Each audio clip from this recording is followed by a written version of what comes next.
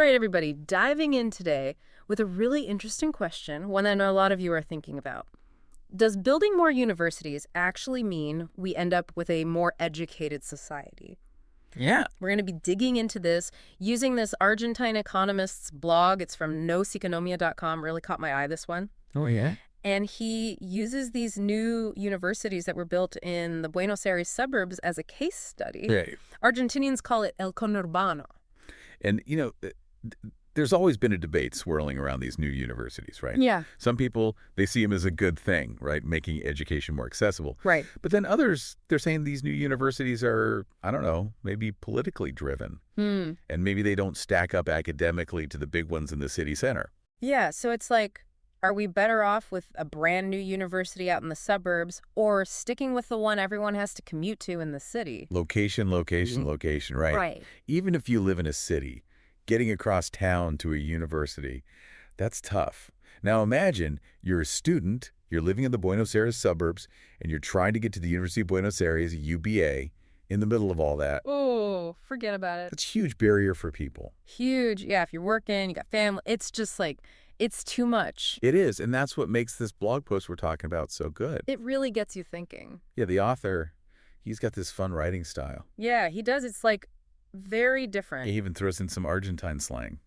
He does. I thought I was reading like an opinion piece or something, not an economics paper. Right, Yeah. right, exactly. And to get his point across about location, he brings up this really cool example from the U.S. Oh, yeah. Yeah, he talks about land-grant colleges in the U.S. back in the 19th, 20th centuries. Okay. They were basically universities funded by the government, federal government, and the big debate back then was, where do we put them?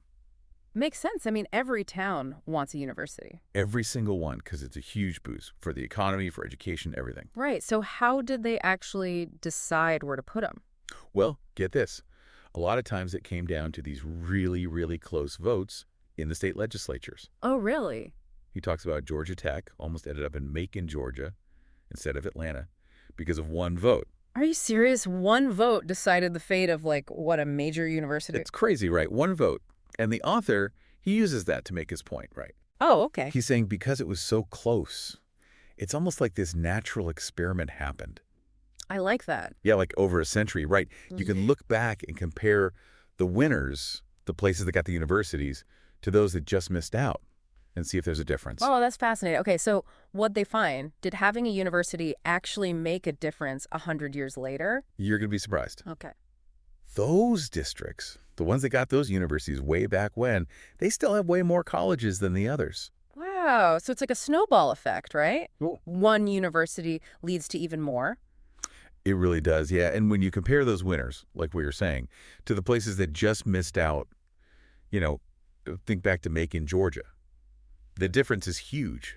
The percentage of adults with a bachelor's degree, it's way higher in the places that got those universities even 100 years ago. 100 years, that is wild. And get this, it's not even just that more people are going on to get like advanced degrees. Right. It's that fewer people have NO higher education. Interesting. So it's like it raises the bar for everybody, even if you don't go to that specific university. Exactly. Yeah. Yeah, it seems like just having that university nearby, it might give people more incentive to finish high school or at least think about college, even if it's community college or a vocational program or something. Right. It's like that access, even if it's indirect, it makes a difference. Totally.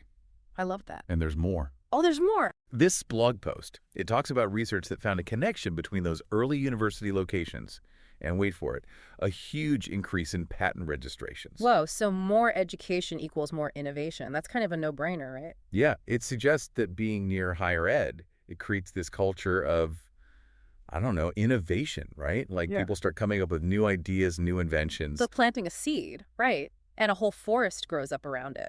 And to think, it all goes back to those decisions, those close calls about where to put those universities. Okay, so let's bring it back to those new universities in Buenos Aires. Yeah. Does knowing all this about the U.S., does it change how we see those new universities? It really makes you stop and think, right, maybe those universities, even if they're not perfect, they could have that same ripple effect. Yeah. It might not happen overnight, and it might look different than it did in the U.S. Sure. But the potential is there, that same potential for big long-term change. It's funny, right? We put so much emphasis on going to the best universities. Like, those rankings really matter. Total. This blog post makes you wonder, are we missing the bigger picture? Yeah, it's like maybe it's not about the name on the diploma, but about actually having access to higher education, period. And the author, he doesn't just critique, he actually lays out his own vision for an ideal system. Okay, what's he thinking?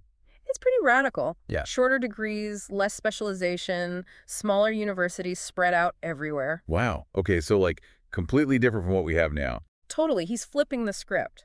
I'm intrigued. So he's all about these shorter, more flexible degrees because let's be real, not everyone can just drop everything for 4 years of school. Exactly. People got jobs, families, life gets in the way. And he wants to make those credits transferable between schools, which, let's be honest, can be a nightmare. Ugh, tell me about it. So his idea is you create your own learning journey, mixing and matching courses from different places. Interesting. And that's where the smaller, more spread out universities come in. Okay, I'm following. But here's the thing that really surprised me. He talks about these universities having varying levels of quality. Oh, And at first I was like, wait a minute, isn't quality the whole point? right. But he's saying not everyone needs the same thing from higher ed, right? It makes sense. Some people, they need that super specialized training. That's where the big research universities come in. Right. But others, maybe they need something broader or a program designed for working adults, you know? So it's about options, having different paths for different goals. Exactly. Instead of everyone trying to climb the same ladder. It's like recognizing that the traditional model, it works for some, but it leaves a lot of people behind. And maybe by changing things up, we can actually create a system that's more inclusive, more effective, and ultimately gets us closer to that vision of a more educated society. That's a good point. So for everyone listening, we want to leave you with this. What if this radical vision, shorter degrees, flexible learning, diverse institutions, what if it's not so crazy after all? What if it's actually the key to unlocking a better future for higher ed? Think about it.